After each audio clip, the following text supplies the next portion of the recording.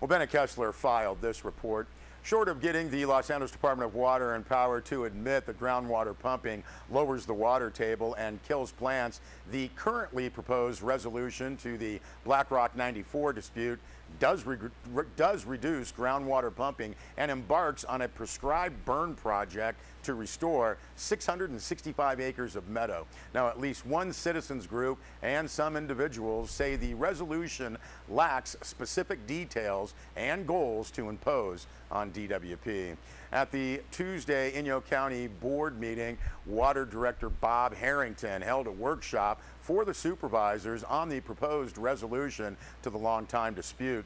The Standing Committee of LA and Inyo had already accepted the resolution. A final vote by the supervisors and DWP Commission will be required before it becomes final. Now, Inyo officials found themselves in a familiar place. They faced ongoing litigation and negotiations with an uncooperative DWP and no relief for the Black Rock parcel or a goal for a compromise. Bottom line, the Inyo County Water Department found data to show that groundwater pumping had killed vegetation on the 330-acre Black Rock area. DWP insisted it was dry cycles of weather. An arbitration panel was hearing both sides. Water Director Harrington pointed out that even if Inyo won the arbitration, DWP could appeal it to Superior Court, or Inyo would then be stuck trying to work with LA staff on a mitigation plan, all of which Harrington said could take a long time. Meanwhile, no help for Black Rock. Now, Terry Rusi of Bishop said the resolution, quote, lacks a stated goal, end quote. He said the document also fails to name things to recover vegetation in Black Rock 94. Rusi said there is nothing is said about how long DWP would reduce pumping at Black Rock. Now, in a letter to the board, Owens Valley Committee Vice President Daniel Pritchett also said that the settlement lacks a goal like raising the groundwater to a particular level. Pritchett also expressed concern about how long DWP will maintain a lower pumping rate. Now, both Rusi and Pritchett said monitoring of progress on the burned area and in Black Rock should be jointly monitored and open to the public. Inyo Supervisor Jeff Griffiths asked where the monitoring would take place.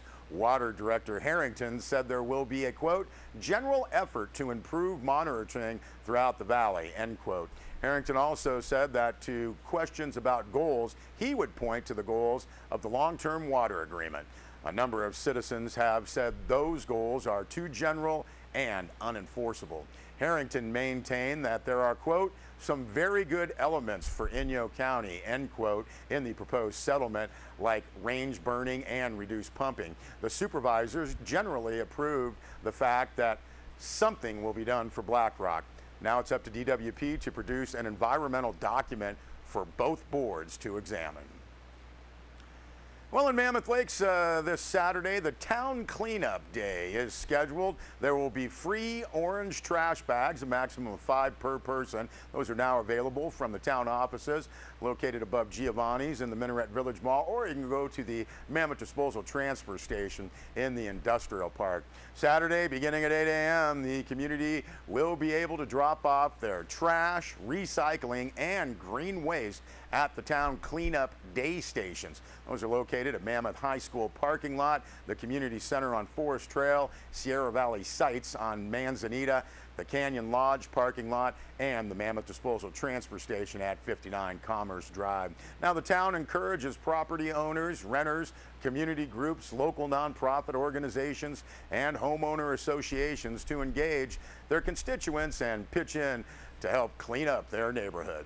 Now, for additional information on the Town Cleanup Day or to arrange for collection of abandoned vehicles, you can contact Peter Roman at 760-934-8989, extension 244.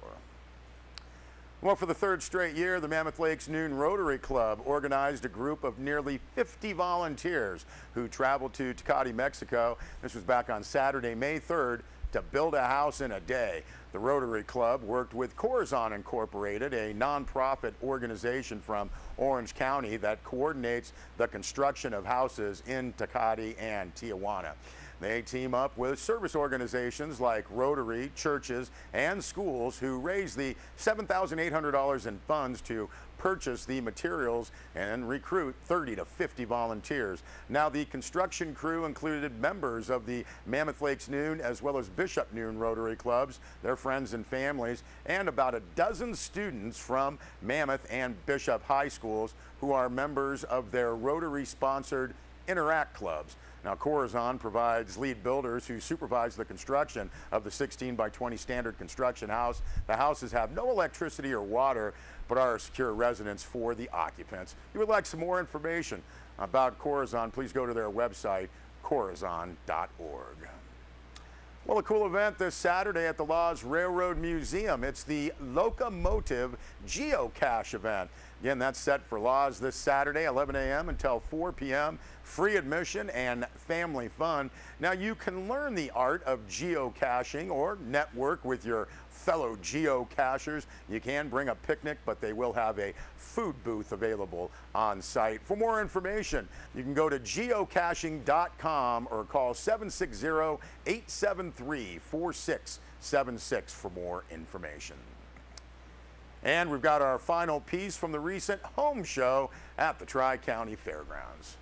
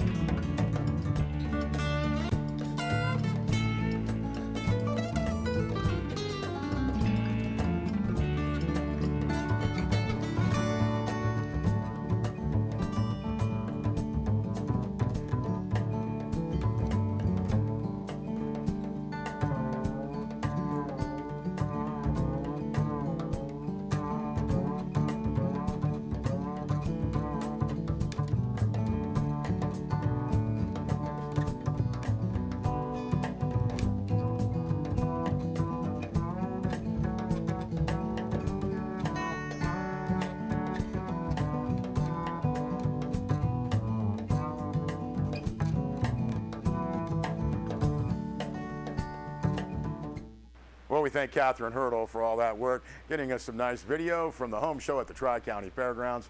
We'll be back with a weather report.